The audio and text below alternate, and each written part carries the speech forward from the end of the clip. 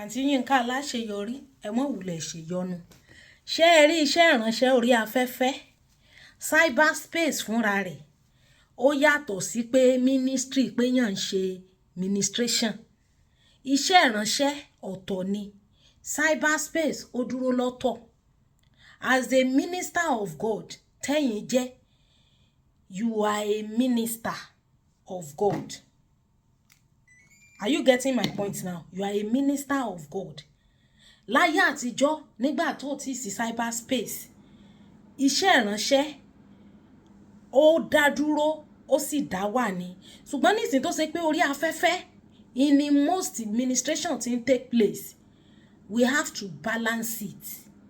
Ṣé ẹ rí orí afẹ́fẹ́ yìí? Èèyàn tí bá ń wọ́n bọ̀ ń bẹ̀ mí ìmọ̀gbà tẹ́ ti wà lórí cyberspace. Mi mọ̀ bóyá as much as tẹ́ ti pẹ́ nú iṣẹ́ ìránṣẹ́ náà lẹ ti pẹ́ cyberspace bẹ́ẹ̀ cyberspace téèyàn bá ń bọ̀ ń bẹ̀ èèyàn á kó wèrè dání ni ìyẹn ò mí pé yóò born again ìyẹn ò mí pé tí rapture bá dé èèyàn ní bá Jésù lọ but on the norms there will be a part of you whereby you minister. There must be another part of you that is the crazy part because as far as I'm concerned àwọn tí wọ́n send ìsẹ̀ǹkú send yẹn sìn nǹkan tán fẹ́ kẹ́ ẹ ṣe gẹ́lẹ́lẹ̀ ń ṣe yìí ẹ ní láti wá mọ̀ dára yín láàmú gbèrè lẹ máa wá ṣe fún wọn ẹ̀rí mi sì tẹ́mi bá fẹ́ ṣe gbèrè má ṣe gbèrè you won't even know I'm a Christian you won't know I'm born again if you want to say hey I no born again say am that one no concern me Jesus no say even come this evening we dey go paradise together máa no dey ẹ dára yín láàmú tẹ gbèrè pọ̀ ẹ má ṣe gbèrè ìkan lẹ́nu àwọn ọmọlẹ́yìn Jésù nígbà tí wọ́n mú Jésù ṣe bó ó mú idà ó bẹ́ etí kan ó gé etí ẹ̀ dànù kí Jésù tó bá lẹ̀ padà àwọn tí àwọn kò gbèrè gbè nìyẹn it doesn't mean you are not a child of God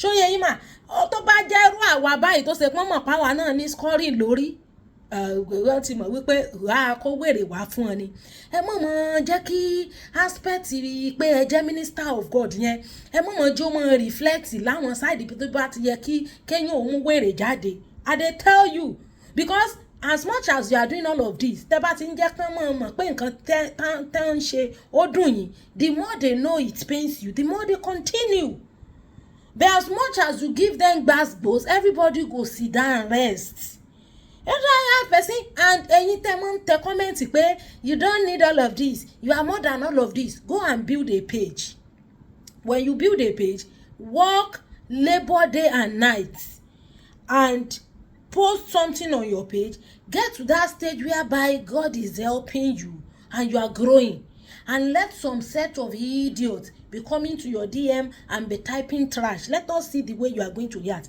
Ẹ mọ̀ sọ fún wa pé ká mọ̀ dákẹ́ mọ́. Most of the time when I post people's picture with their nonsense comments, a lot of people will say say you are more than this you don't need to listen. Ṣé ara àwọn kan wà tó gbèrè náà fi ń wo gbèrè Ọlọ́run gbọ́ as far as cyberspace is concerned tó o bá ti kó wèrè wá wọ́n máa frustrate your téèyàn ni if they know say you too you get scory for head they no born anybody well because you know say your name no go get visa before it will travel all over the whole world.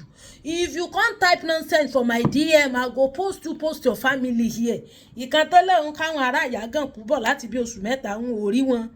You understand? You have to you see that crazy part must be there. You know me say you no born again. And they tell you now, but all these our sisters in the Lord, brothers in the Lord will be say everything they want to be doing like Jesus. Honestly, time will come sef Jesus will tell us say all of these things no mean na we for don answer them. So on lo difa fún yín and of course yàtọ̀ fún àǹtí Yínká aláṣeyọrí gan àwọn míì náà tún wà lórí cyberspace táwọn náà go through gbogbo àwọn kan bẹ́yẹn. If you are led to keep quiet, the Spirit of God is leading you that, oh my child, don't worry. But if the Spirit is not leading you, ṣé mọ̀ pé àwọn òfin kọkànlá máa ń wà pé just do as your mind pleases. Ṣe fẹ́ inú rẹ. At times nígbà tí n bá fẹ́ ṣe scoring fún yàn lórí cyberspace, I won't even tell my loved ones, I won't tell my anybody, I won't tell my lovers, my love because mo ti mọ̀ pé tí n bá sọ fún wọn, wọ́n ní kí n má worry, kí n má mi ní ìdí ẹ̀. Wọ́n á kàn déédéé rí i pé mo ti tan kámẹ́rà náà ni mo dẹ̀ ń yàbò èèyàn. You go yab them ni. You see say a lot of people dey on this cyberspace wey be say their purpose is to come and frustrate you. Unfortunately, the people sending you DM are those ones wey know you o. No be stranger o. They fit use fake profile. That's why YouTube most often there is a lady tí mo sọ fún pé tẹ́ bá follow mi ẹ̀yin fans mi ni ó kù tí mò ń bá sọ̀rọ̀ báyìí o ẹ rí i pé mo ní mo gbé page kan fún ọmọ kan that was around June mo ní page yẹn ti ní close to 2,000 followers mo wá dash ọmọ yẹn toró máa ń like the girl she sings very well so mo ní kó grow page yẹn I come dey tutor her tell her say if you no get craze for head dey fit frustrate you out of your page. Unfortunately if dem lock your page dem no fit lock your mouth. If dem report you for this side you enter another page. Nobody can log anybody out of cyberspace. You understand? If you wan stay on social media stand gidigba. You no get were that one you fit frustrate your enemy. You understand? No dey come out come dey shed tears for all these people wey no want am. Me go come shed tears for the crazy people. If you get crazy, me too get crazy. Over crazy na dey worry me. You understand? If no be say I dey this my vacation, a lot of people wey I don suppose yab dem plenty. I just dey keep their comment name so that when I return back to my base, dem go hear am. So apart from Aunty Yinka wey do that video now, all other content creators, whether you don dey on cyberspace, you don tey or you just come, make sure say you gather some part of craze, put am for pocket. If you no craze on top social media, they feel make everything tire you. You must get craze, even if you're a pastor, unless you want to minister offline. If the Holy Spirit is saying don't go to social media, of course there is no Holy Spirit that will tell you because it's social media era.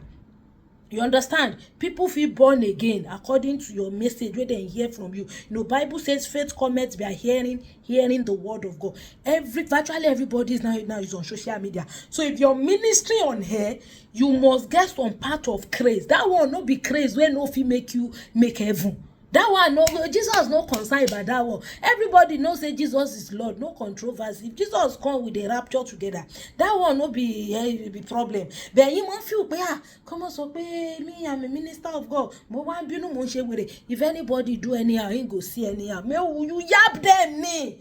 You yap people. You see, when I come to reply people, a lot of people when they tell me on my comment section, say you not supposed to answer them. You leave them alone. You see, you don't know waiting people like us they see on top our DM. If anybody come anyhow, we go see. No, when you don't have manner of approach, people will give it back to you mannerless. You understand? So next time, no, they can't shed tears for which people you yap them. It's as if like somebody where they go in if they go polygamous house, you go know say when you are packing your load, you pack craze. If you dey go there to deal with a meru, they will frustrate your enemy out. You understand? If they chance you too, you chance them. That one no be something where be say you know fit make you make heaven. You understand? For other people where be say people will come your comment section, come your DM, come type trash, you too you give them gbas gbosni. They be say that one no say you no born again. You understand? Next time them go no say that to mind their business, then go suppose they do. You understand? There was this one I was telling on my DM. I said go and ask the powerful ones I war with. Not be breast and yansh na they call woman. Oh, let your brain be working. Nobody has the right to come in any way whatsoever and insult people's sensibilities. Anybody that has done wrong will definitely be called out. If you type trash, I call you out. I copy all your family picture, all the DP, everything where you put you on here. You understand? So that you go not say you ready for the saga. That one no be say person no be minister again. No be you go validate me. God don't validate me already.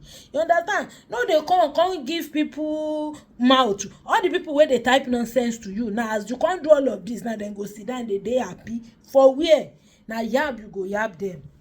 You understand? And for other people wey be say they join us on cyberspace. You see, cyberspace is a very wide place. You understand? But you know say as you they come, craze they come with you. Because if say na that SU, na that religious part of you alone, that one stay offline. If you know say na the only religious part you get, you know say you no get craze for head. But if you want stay on cyberspace, you want stand gidigba, abeg go develop some crazy parts.